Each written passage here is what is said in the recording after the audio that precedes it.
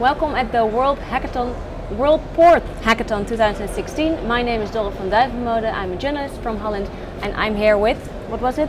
Harmen van Dorsser. Harmen van Dorsser, yes. Harmen van Dorsser, yes. Welcome. Thank you. Can you give a bit introduction? Introduction. Well, I work at the Port of Rotterdam. I'm a senior advisor for capacity management. We call it network planning and capacity. With our team, we try to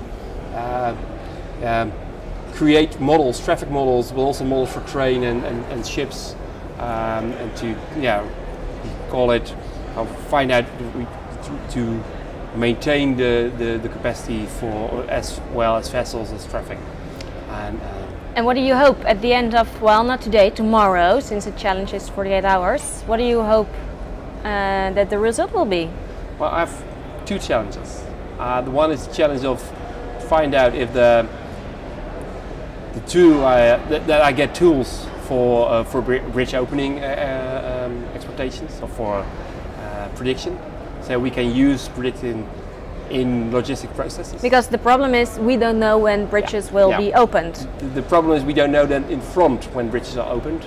We know it about 3-4 minutes in front. And that's too short for logistic service, but also for public services. So we'd like to have it more 20-30 minutes in front, a reliable prediction. So we can use it in traffic management systems, also in logistic services. And also you mean like regular me riding on a bike through the city of Rotterdam and knowing bridges will be open then and then? Right, yeah, for the public, just to know from which route should I choose. Get SMS or something, all services. Well, that bridge will open in 15 minutes.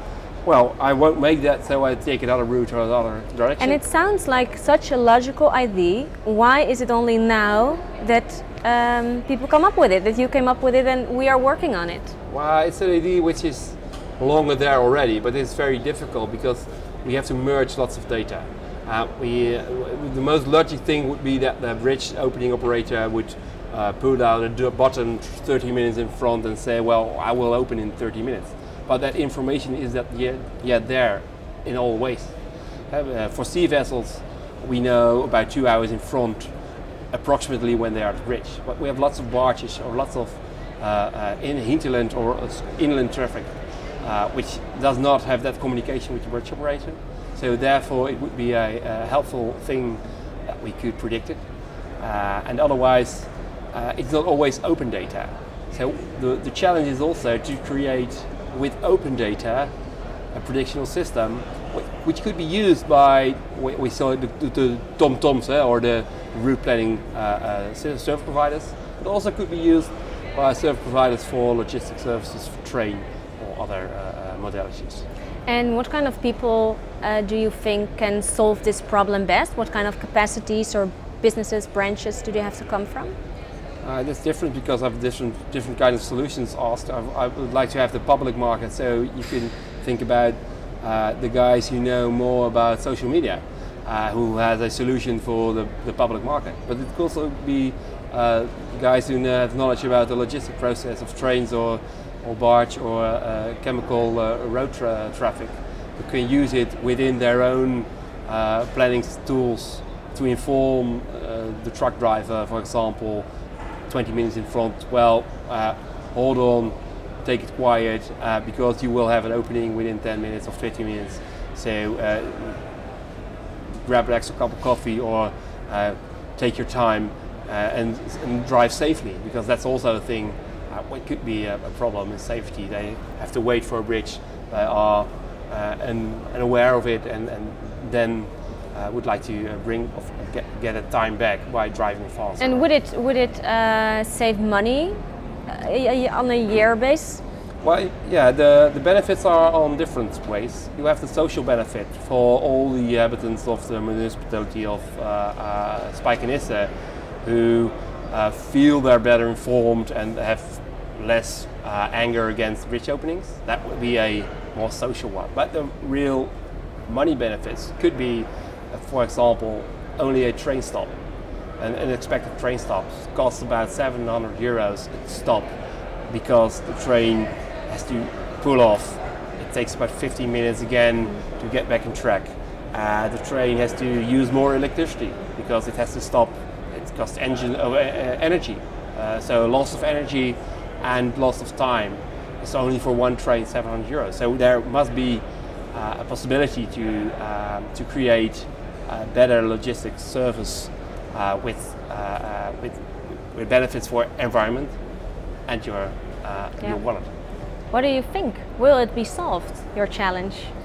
Because how long are you working on it yourself? Well, what we have done last half year is we try to create an algorithm, and it's not easy because we mainly use 2-3 data sets. AES, open data, and we use some data sets from the national government about when is the bridge open or not, and we combine that. But with all the data sets here available about cargo and how many cargo, it could be the solution to merge more data to a better prediction. The prediction now is about 80%. That's not enough.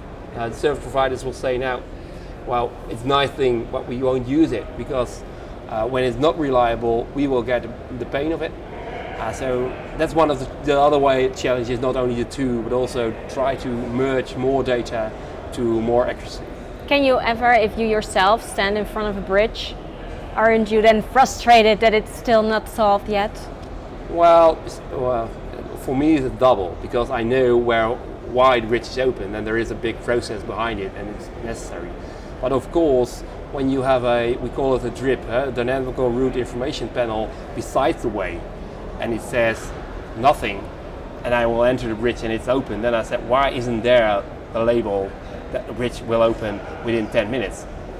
Then I could have made a choice just to take another route, which cost me 5 minutes more traffic time, or take my time when I have the time for a meeting and say, well, it gives me 10 minutes more time to read my documents, it's fine. But there is not nowadays the possibility to choose, and sometimes you're not well informed. And I think that's important, right? That the more, I think more than 10 or 20 or 30 years ago, we feel that we deserve to make our own choices. Of course it changed the world.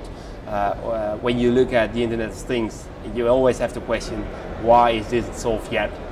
Because it must be able to solve. And that was also the trigger to give a quite concrete question, just build a thing with some data already made. But we must be able to make that step within 24 hours, come on. 48 hours. Okay, thank you very you. much. Thank you very much for watching, and we'll be right back with our next guest.